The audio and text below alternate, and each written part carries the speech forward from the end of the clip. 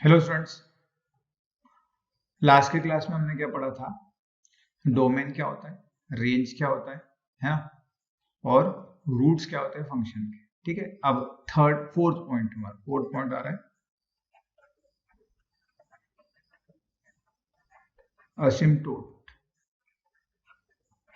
असिम्प्टोट्स क्या रहता है? असिम्प्टोट मतलब अगर उसका हिंदी में मीनिंग बोला जाए तो अनंत स्पर्शी, जो इन्फिनिटी पे स्पर्श करता है, टच करता है, उसको हम बोलते हैं असिम्प्टोट। तो इसका मतलब क्या है? इसका देखो, कोई ग्राफ है, चलो और इसका थोड़ा सा डिफिनेशन लिख लेते हैं। It is a straight line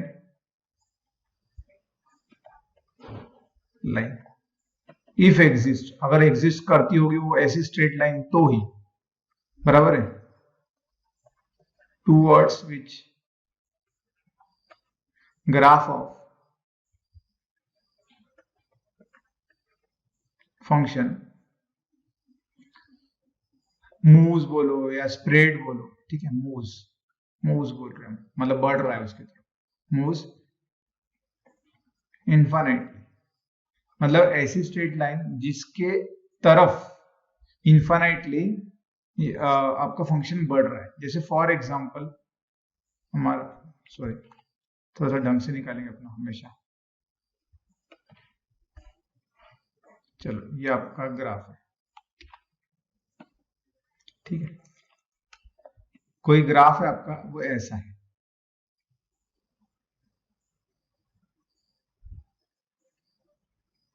इसका मतलब क्या हुआ? थोड़ा और अच्छे से हम ड्रॉ कर लेते हैं इसको, और थोड़ा आगे तक ऐसा करते, वाई एक्सिस को और बढ़ा देते। इसका मतलब क्या हुआ कि जो यहाँ पर राइट हैंड साइड में, इधर तो आगे बढ़ ही नहीं रहा है ग्राफ, और ऊपर ऊपर किधर, ऊपर जाते जा रहा है, जाते जा रहा है, जाते जा रहा है, किधर जा रहा है? वाई एक्सिस की तरफ जा रहा है। ये वाई एक्सिस ना, वाई एक्सिस की तरफ जा रहा है। तो यहाँ पर मैं क्या कहूंगा, वाई एक्सिस एक स्ट्रेट लाइन है जिसके टूवर्ड्स विच, मतलब इसके तरफ ही, इसके साथ ही वो इंफिनिटी की तरफ बढ़ रहा है। मतलब हम ऐसा बोल सकते हैं, ये वाई एक्सिस ही एक ऐसी लाइन है जिसको ये ग्राफ इंफिनिटी पे जाके टच करेगा, बराबर। तो जो वाई एक्सिस है ये एक स्ट्रेट लाइन है, और इसी वाई एक्सिस को हम कहेंगे असिम्प्टोट। अब वाई एक्सिस यहाँ पर हम एक स्ट्रेट लाइन मान के चल रहे हैं, तो चलो अब इक्वेशन के फॉर्म में लिखते हैं कि बताओ इस ग्राफ के असिम्प्टोट का इक्वेशन निकालो। आपको ऐसा पूछा असिम्प्टोट का इक्वेशन अगर एग्जिस्ट होगा तो हमको दिख रहा है एग्जिस्ट हो रहा है, y axis is asymptote of this graph because this graph is moving infinitely towards this straight line, बराबर है। तो y axis का इक्वेशन क्या होता है? x equals to 0। याद है ना, y axis पे हर एक पॉइंट में जो x कोऑर्डिनेट होता है वो 0 होता है। याद है ना, हमने करा है 0, -2, बराबर है। ये 0, 0, y एक्सिस में हमेशा x इक्वल टू 0 होता है। So x equal to 0 is a line which is asymptote for this graph. समझ में आया? क्लियर? चलो एक और एग्जांपल लेते हैं तो और थोड़ा क्लियर होगा।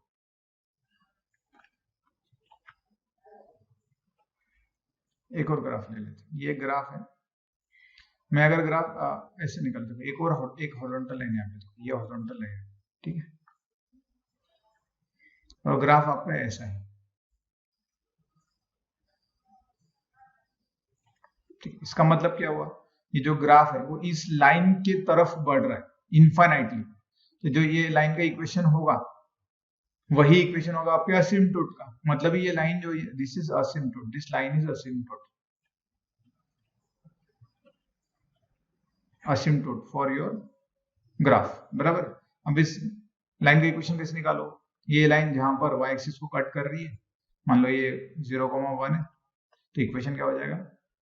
y equal to 1। आपको पता है ना, हॉरिजॉन्टल लाइन का इक्वेशन हमेशा y इक्वल टू रहता है, बराबर है। हम पढ़ा है, 11th में पढ़ा होगा, 10th में भी पढ़ा होगा कोऑर्डिनेट ज्योमेट्री में। क्योंकि इस लाइन पे हर एक पॉइंट का जो y कोऑर्डिनेट होगा 1 होगा, चेंज तो कौन सा होगा? x का होगा, बराबर। So y equal to 1 is asymptote for this graph, ठीक है। याद आ, समझ में आ गया? अब वो लाइन कोई भी हो, ऐसा जरूरी नहीं है कि वो हॉरिजॉन्टली रहेगी, वर्टिकली रहेगी, वो एक्स एक्सिस रहेगी या वाई एक्सिस रहेगी। मान लो ग्राफ, एक और मैं ग्राफ बना लू, ये ग्राफ होता, बराबर है। अब सिर्फ इसी ग्राफ के बारे में, ब्लू कलर वाला, तो इसका असिम्प्टोट क्या है, एक्स एक्सिस भी है ना, और वाई एक्सिस भी है, तो इसके दो असिम्प्टोट हो जाएंगे, एक एक्स इक्वल्स टू 0 और एक वाई इक्वल्स टू 0। अब एक्स इक्वल्स टू 0 मतलब Y axis, Y equals to 0 यानी एक्स एक्सिस, ये हो गया इसका असिम्प्टोट, बराबर। आपको वर्डिंग में पूछा होता कि y axis is asymptote or not for this graph, yes it is asymptote, x axis is asymptote for this graph, yes है। और अगर आपको इक्वेशन पूछा होता कि find the equation of asymptote for this graph, x equals to 0 y equals to 0, clear है, समझ गए, asymptote अभी सबका क्लियर हो जाना चाहिए। चलिए एक और एग्जांपल से समझते हैं हम। अगर मान लो एक स्ट्रेट लाइन थी, ये स्ट्रेट लाइन है, इसका इक्वेशन है स्ट्रेट लाइन का y इक्वल्स टू x, ठीक है, और आपका कोई ग्राफ है, वो ऐसा होते आया, ऐसा आया, यहां तक आया और ऐसा चला गया, ठीक है। तो यहाँ पर देखो आपको क्या वो दिख रहा है, ये जो ग्राफ है आपका, ये इस लाइन के तरफ इन्फिनिटी की तरफ बढ़ रहा है, इधर इन्फिनिटी बढ़ रहा है, बढ़ते जाएगा बढ़ते जाएगा बढ़ते, लाइन भी बढ़ी रही, लाइन का तो कोई लेना देना नहीं हमको सिर्फ ग्राफ के बारे में बोलना है। If the graph moves toward infinity along a line, एक लाइन की तरफ से बोलेंगे, अलोंग ना वर्ड बोलते, मूव्स टुवर्ड इन्फिनिटी या with the help of line, या बोलोगे इस लाइन को क्रॉस करेगा ही नहीं। ये जो ग्राफ है आपका, ये y इक्वल्स टू x को कभी क्रॉस ही नहीं करेगा, क्योंकि आपको दिख ही रहा है, देखो सीधा सीधा जा रहा है, तो हम बोलेंगे इस लाइन को कभी क्रॉस नहीं करेगा, बट ग्राफ क्रॉस नहीं भी करेगा पर वो इन्फिनिटी को भी जा रहा है। ऐसा नहीं होना चाहिए कि ग्राफ क्रॉस नहीं करेगा और वहां पर रुक गया कहीं पे, बराबर है। जैसे अगर ऐसा होता, ये लाइन है, ये ग्राफ यहाँ तक आगे, यहाँ रुक गया, इसके आगे नहीं है, तो आप ऐसे नहीं बोलोगे इस लाइन को क्रॉस नहीं किया सर, इसलिए हम कहेंगे ये असिम्प्टोट, नहीं, क्रॉस तो होना भी नहीं चाहिए, बट ग्राफ इन्फिनिटी की तरफ जाना चाहिए। यहाँ पे ये रुक गया ना, यहाँ हमने बताया था अगर आप शेडेड सर्कल बनाते हो उसका मतलब क्या है, वो वहां पर स्टॉप हो गया है, और अगर आप शेडेड सर्कल या ओपन सर्कल नहीं बनाते हो तो उसका मतलब क्या होता है, ग्राफ इन्फिनिटी तक मूव होने वाला है, चलते जाने वाला है ना। तो इस केस में ये जो ग्राफ था, ये तो एरो मैंने आपको बताया, समझाने के लिए बताया, इन्फिनिटी की तरफ जा रहा है, बट किसके अलोंग जा रहा है, इस लाइन के अलोंग जा रहा है, इसलिए हम कहेंगे ये जो लाइन है ये असिम्प्टोट है इस ग्राफ की। अनंत स्पर्शी, इसका मतलब क्या है, अनंत पे, अनंत मतलब इन्फिनिटी पे, स्पर्श करना मतलब टच करेगा, समझ रहे हो। ऐसी स्ट्रेट लाइन जिसको ग्राफ इन्फिनिटी पे जाके टच करेगा, उस लाइन को हम बोलेंगे असिम्प्टोट। असिम्प्टोट का हिंदी मीनिंग मैं बता रहा हूँ, अनंत स्पर्शी। अब ये इसके साथ साथ जाते जाएगा जाते जाएगा जाते जाएगा, इन्फिनिटी पे जाके टच हो जाएगा। जैसे ये ग्राफ है हमारा, ये दिख रहा है ना ऊपर, अभी जो हमने प्रीवियस वाला ड्रॉ किया है, बार बार इसलिए बता, थोड़ा कंफ्यूजन होता है। ये देखो ये इसके अलोंग चल रहा है ना, किसके, वाई एक्सिस के, होगा इन्फिनिटी पे कहीं जाके टच हो जाए, हो सकता है ऐसा। जैसे पैरेलल लाइंस को हम बोलते हैं ना, they intersect at infinity, infinity कभी पता ही नहीं चलेगा तो इंटरसेक्ट कभी होगा ही, ऐसा हो। तो यहाँ पर देखो ये जो ग्राफ है इसके, ये कभी वाई एक्सिस को टच नहीं होगा, ना वाई एक्सिस को क्रॉस करे राइट हैंड साइड, इसलिए मैंने क्या कह दिया, Y axis is asymptote for this graph.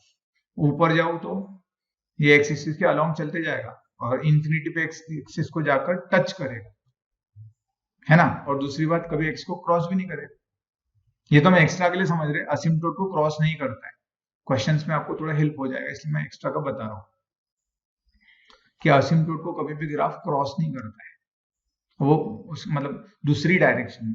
जैसे अभी ये वाई एक्सिस के लेफ्ट हैंड साइड में, तो राइट हैंड साइड को क्रॉस नहीं करेगा, इधर नीचे है वाई एक्सिस के, एक्स एक्सिस के, तो कभी ऊपर नहीं जाएगा, बराबर, ठीक है, समझ में आ गया।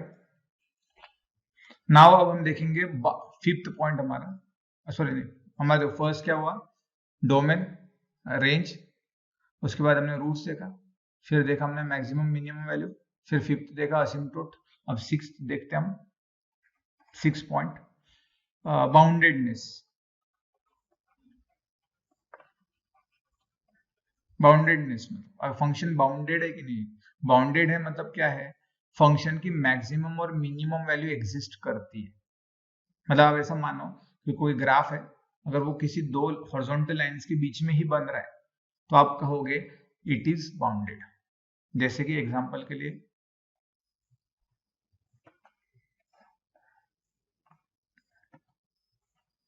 ये एक स्ट्रेट लाइन है, ठीक है, थोड़ी सी आड़ी टेढ़ी जा रही है, मान लो स्ट्रेट लाइन है, ये एक स्ट्रेट लाइन, ठीक है, और ग्राफ इन दो स्ट्रेट लाइन के बीच में था, ऐसा कुछ भी आड़ा टेढ़ा कुछ भी बना, भले वो इसके स्ट्रेट लाइन के पहले रुक गया हो, ठीक है, ये स्ट्रेट लाइन पे जाकर रुक गया हो, ठीक है, भले, ठीक है, मैं इसको पहले अभी का क्लोज करता हूँ, स्ट्रेट लाइन के ऊपर क्लोज हुआ, ये स्ट्रेट लाइन के पहले क्लोज हुआ।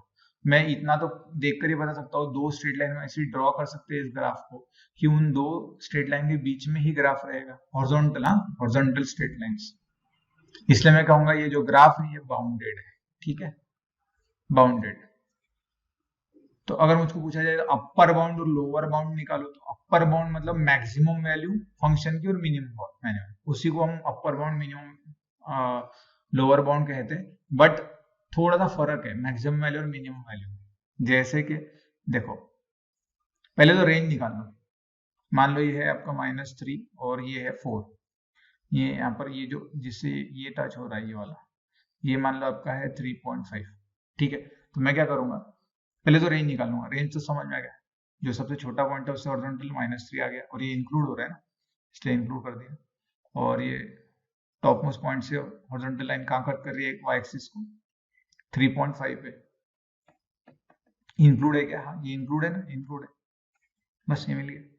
अब मुझको दिख रहा है कि सबसे छोटी वैल्यू कौन सी है, -3, और वो ग्राफ में है क्या, है, इसलिए मैं बोलूंगा इसका जो लोअर बाउंड है, लोअर बाउंड उसकी वैल्यू क्या है, -3, ठीक है, और अब मैं पूछूं आपको कि अपर बाउंड बताओ, तो आप कहोगे 3.5, रेंज को देखकर बता सकते हो, ठीक है। और आप ये भी कर सकते हो, अभी इस केस में, इस ग्राफ में आप बोल रहे हो कि आप देख सकते हो कि लोअर बाउंड ही मतलब आपकी फंक्शन की मिनिमम वैल्यू है, और अपर बाउंड ही मतलब फंक्शन की मैक्सिमम वैल्यू, ठीक है। बट अगर मैं यहां पर इस सर्कल को ओपन बना दूं, यहां इसको ओपन बना दो, ठीक है, ये हमारी स्ट्रेट लाइन ऐसी ही रहेगी, यहां पर हम इसको ओपन बना दें, मतलब इसने क्या किया, -3 वैल्यू नहीं लिया, तो सिर्फ मुझको चेंज क्या करना पड़ेगा, मेरे रेंज में इसको ओपन बना देना पड़ेगा, -3 को, ठीक है। बट हम इतना तो बता सकते हैं ना कि जो ग्राफ है वो -3 से बड़ा नहीं रहने वाला है कभी, मतलब ग्राफ, सॉरी, छोटा, ग्राफ की वैल्यू जो है -3 को कभी भी नीचे क्रॉस नहीं करेगी, और 3.5 को ऊपर नहीं जाएगी, तो बाउंडेड है क्या, दोनों साइड से बाउंडेड है क्या, नहीं, क्यों, समझ में आ रहा है, देखो, सॉरी, हाँ, बाउंडेड तो है ये, बराबर है, भले वो इंक्लूड हो या ना हो, बराबर, आप दो हॉरिजॉन्टल लाइन ड्रॉ कर सकते हो जिसके बीच में ग्राफ आएगा, अब आप चाहो तो -3 वाली लो या -4 वाली ले लो, उससे कोई फर्क नहीं पड़ता है, हम जो समझना चाह रहे हैं ये क्रूड लैंग्वेज में, मैथमेटिकल डेफिनेशन हम नहीं बताया अभी तक, हमने सिर्फ इतना बोला कि दो लाइंस के बीच में अगर ग्राफ आ रहा है पूरा, मतलब ये इन शॉर्ट इन्फिनिटी तक नहीं जा रहा है, वो पॉजिटिव इन्फिनिटी हो या निगेटिव इन्फिनिटी हो, अगर ग्राफ की वैल्यू इन्फिनिटी की तरफ नहीं जा रही है तो वो बाउंडेड है, बस इतना याद रखना है। या उसको दूसरी लैंग्वेज में मैंने बोला कि हॉरिजॉन्टल लाइंस के बीच में अगर आप उसको दो हॉरिजॉन्टल लाइन ड्रॉ कर सकते हो जिसके बीच में ही वो ग्राफ होगा, तो उस ग्राफ को हम कह देंगे वो बाउंडेड है। और अगर आपको पूछा जाए कि अपर बाउंड और लोअर बाउंड फाइंड आउट करो, तो हम कहेंगे वैसे ही, सेम कहेंगे, लोअर बाउंड क्या है इसका, -3, बट -3 या फंक्शन विल नॉट टेक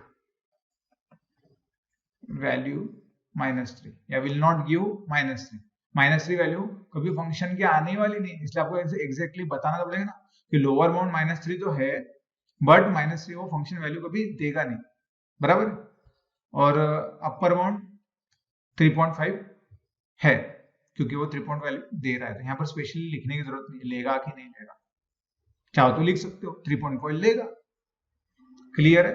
क्या होता है अपर बाउंड और लोअर बाउंड। चलिए एक और एग्जांपल लेते हैं, इससे और क्लियर होगा आपको।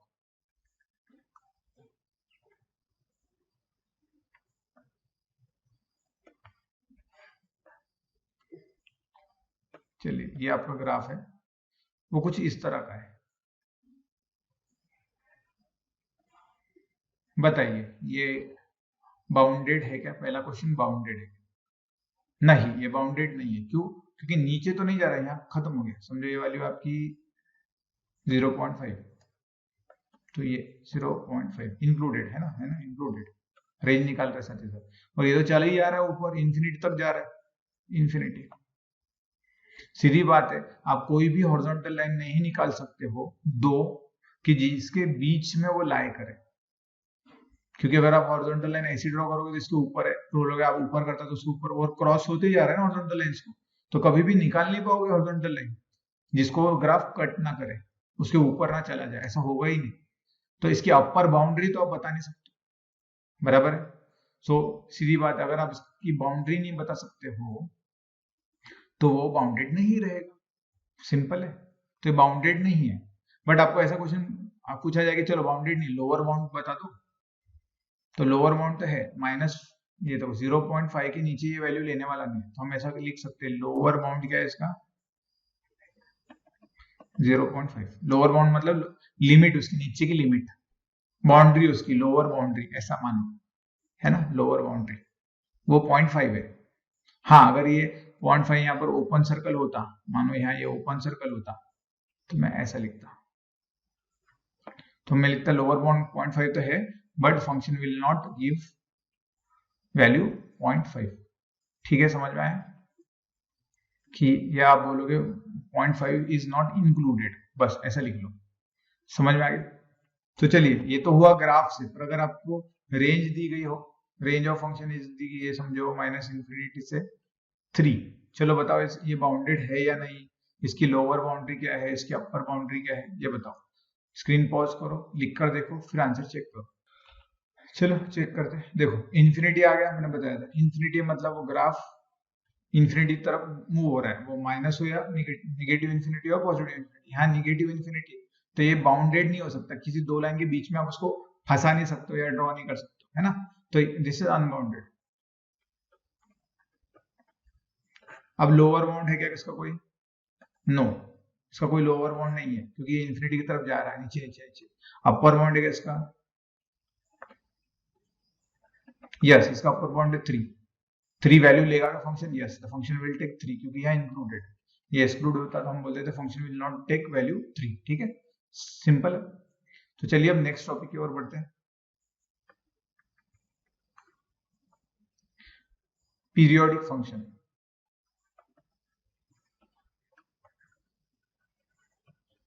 ठीक है, याद रखो पीरियोडिक फंक्शन। पीरियोडिक फंक्शन मतलब क्या है? The function which repeats its value after some interval. ठीक है, इसका मतलब क्या हुआ, देखो अगर हम ऐसा कोई ग्राफ बनाए, ये आपको अगर ऐसा दिखे कि वो ऐसा बढ़ा, फिर कम हो, फिर बढ़ा कम हो, बढ़ा कम हो, हाँ एक लाइन में बढ़ा, एक लाइन में यहाँ ये मानो, ठीक है, ऐसे चलेगा इसका, एक लाइन को ऊपर तक जा रहा है, फिर नीचे आ रहा है, ऊपर जा रहा है, फिर नीचे आ रहा है। ठीक है, ये वैल्यू आपकी 0, ये है 2, ये 4, ये 6। ठीक है, तो आप मुझको बताओ ये फंक्शन रिपीट हो रहा है, फंक्शन रिपीट हो रहा है मतलब फंक्शन की वैल्यू, वैल्यू मतलब वाई वेरिएबल की वैल्यू। ठीक है, वाई वेरिएबल की, यहाँ याद रखना एक्स वेरिएबल से नहीं ले रहे हम कुछ, हम ले रहे हैं वाई वेरिएबल। वाई वेरिएबल मतलब ये आपका आउटपुट ऑफ द फंक्शन या वैल्यू ऑफ फंक्शन। मैं अगर बोलूँ 2 तक, ये वाला तोड़ दूं यहाँ से, तो यस देखो ये 0 से 2 तक का जो स्पेस है ये उठा के वापस रखो आगे, वही रिपीट हो रहा है, पीछे रखते जाओ तो वही भी रिपीट हो रहा है। ये वाला पार्ट जो दिख रहा है 0 से लेके 2 तक का, बराबर है। ये वाला पार्ट उठा के आगे आगे रखते जाओ, पीछे पीछे रखते जाओ, तो वैल्यू तो सेम ही आ रही है। फंक्शन की वैल्यू किधर फ्लक्चुएट हो रही है? मान लो ये वैल्यू है 1, 0 से 1 के बीच में y की जो वैल्यू है वो एक तो 0 है, एक तो 1 है, एक तो उनके बीच में की है। ठीक है, और ग्राफ जो है पैटर्न वो भी रिपीट हो रहा है।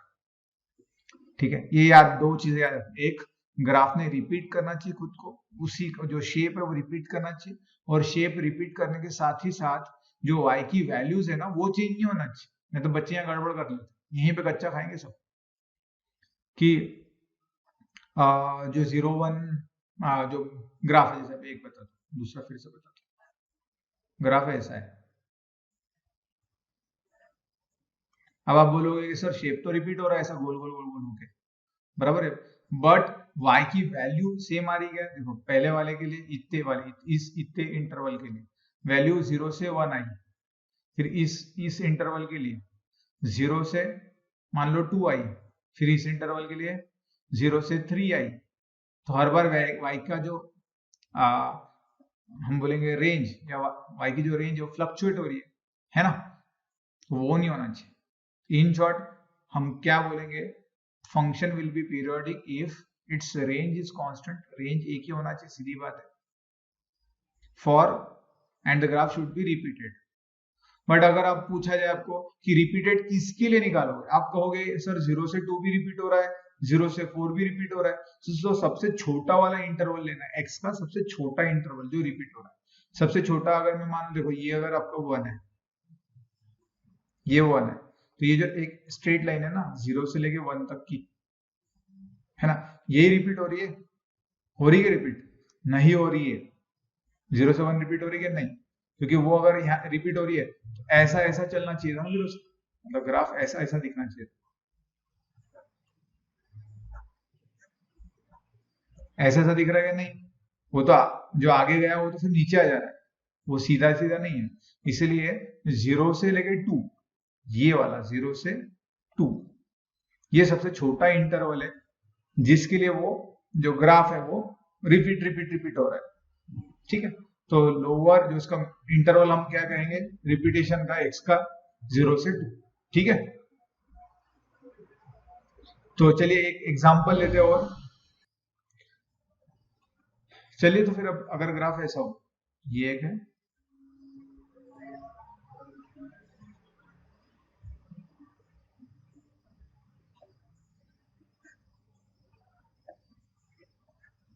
अब आप कहोगे सर ये वाला जो शेप है ये रिपीट हो रहा है, बराबर है, तो ये शायद पीरियोडिक होगा, नहीं, क्यों, क्योंकि यहाँ पे y की वैल्यू चेंज हो रही है ना हर बार।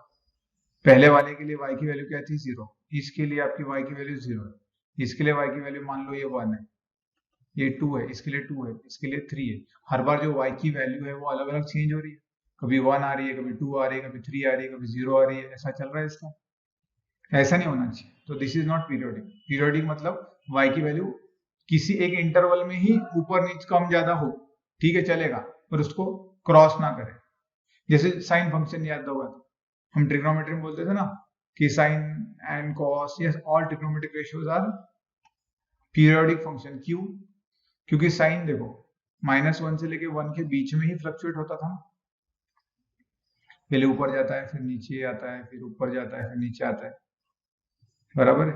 और आपने जो पीरियड बोला था वो क्या निकाला था अभी अभी अभी मैंने बताया, पीरियड मतलब जो इंटरवल बार बार रिपीट हो रहा है सबसे छोटा, तो कौन सा रिपीट हो रहा है आपका, ये वाला रिपीट हो रहा है ना, ये 1 वैल्यू है, -1 वैल्यू है, ये π/2 है, ये π/2 है, ठीक है, मतलब ये जो x की वैल्यू, ये 0, ये π/2, ठीक है ना, ये π/2 है, ये -π/2 है, ये 0 है। तो जो आपका पीरियड था वो आप क्या बोला था आपने, -π/2 से लेकर π/2, याद है, क्योंकि ये वाला ही शेप वापस वापस रिपीट होता है।